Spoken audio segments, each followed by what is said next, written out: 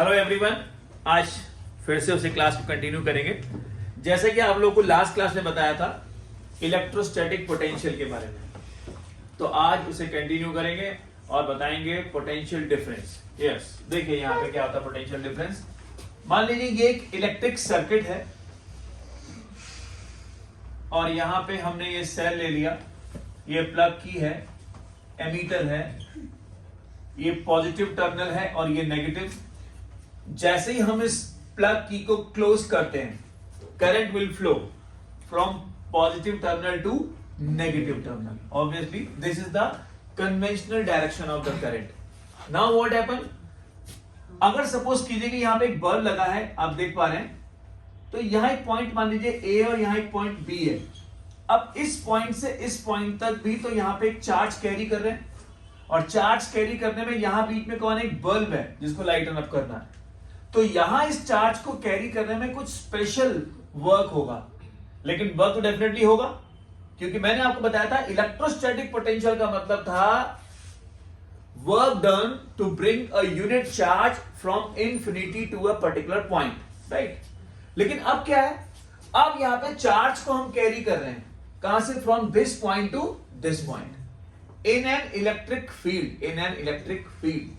तो electric field में अगर एक पॉइंट से किसी दूसरे पॉइंट तक हमें चार्ज को कैरी करना है, उस समय जो हमें वर्क डन करना होगा to transfer this charge from one point to another point in the electric field, that work done is called potential difference between these two point.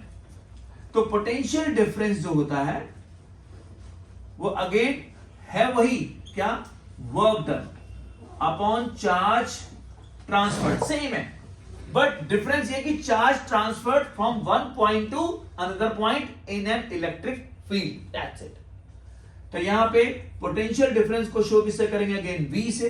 Work done is W, charge is Q, तो formula वही बनेगा V is equal to W upon Q।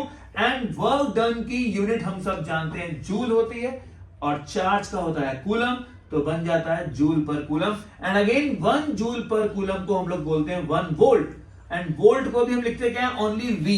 तो SI unit of potential difference is again volt, and volt को denote करते हैं किससे, V से, that's it. तो ये हुआ all about the potential difference.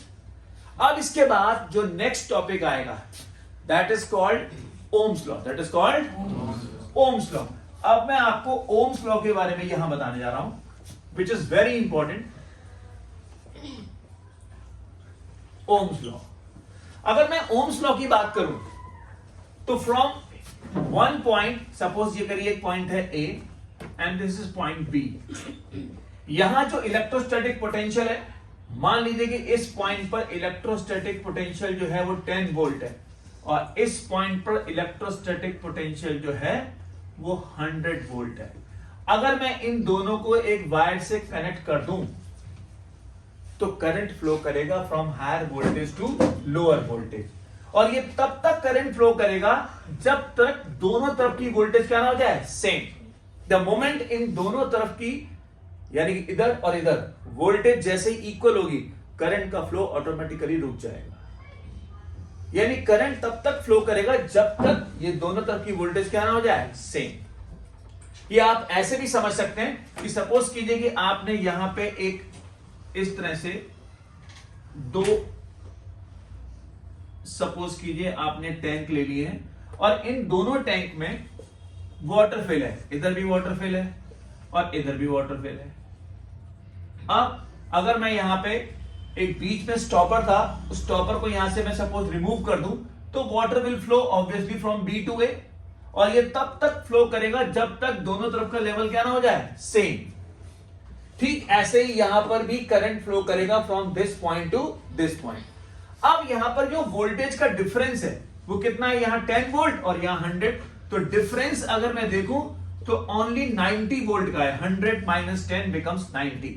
तो इस 90 वोल्ट के डिफरेंस को कवर करने के लिए कुछ देर तो करंट फ्लो करेगा, करंट का अमाउंट कुछ तो होगा। सपोज कीजिए x अमाउंट ऑफ करंट होगा, इतना करंट फ्लो कर रहा है। लेकिन अगर मैं यहां पे 10 वोल्ट की जगह, सपोज यहां पर मैं करता 10 वोल्ट, लेकिन यहां मैं कर देता 1000 वोल्ट, क्या अब भी इसको इक्वल करने में उतना ही टाइम लगेगा? डेफिनेटली नॉट, क्योंकि अब डिफरेंस क्या है, बहुत ज्यादा है। तो अभी क्या है कि अमाउंट ऑफ करंट क्या होगा, पहले से काफी ज्यादा होगा। कब ज्यादा होगा? क्योंकि अब यहां पे जो पोटेंशियल डिफरेंस है वो 990 वोल्ट का हो गया। जब 990 वोल्ट का मतलब डिफरेंस ज्यादा, तो करंट भी क्या हो गया, ज्यादा। यानी मोर ऑफ द डिफरेंस तो more of the current. It means current and potential difference, current and potential difference. Current और पोटेंशियल डिफरेंस आपस में कैसे हैं, डायरेक्टली। क्योंकि पोटेंशियल डिफरेंस बढ़ा तो करंट भी क्या हो गया, बढ़ गया। तो हम कह सकते हैं कि potential difference and current they are directly proportional to each other. तो यही है ओम्स लॉ। ओम्स ने क्या कहा था, एट कांस्टेंट टेम्परेचर, कांस्टेंट क्यों होगा बताएंगे भी आगे जाके लाइन में। At constant temperature the current flowing through the conductor is directly proportional, current flowing is directly proportional to the potential difference. Means I proportional to V, or you can say V proportional to I, और proportional का sign जब आप हटाएंगे तो equal का sign आएगा, और equal का साइन आएगा तो यहां पे क्या आएगा, एक कांस्टेंट, उसे हम कहते हैं R, which is called a constant and which is known as resistance। क्या कहते हैं इसे हम, resistance। This is called resistance। और यहां फॉर्मूला हमारा बन गया V is equal to what, R into I। This is all about the Ohm's law. That's it. फिर आगे नेक्स्ट क्लास में बताते हैं आपको। Thank you.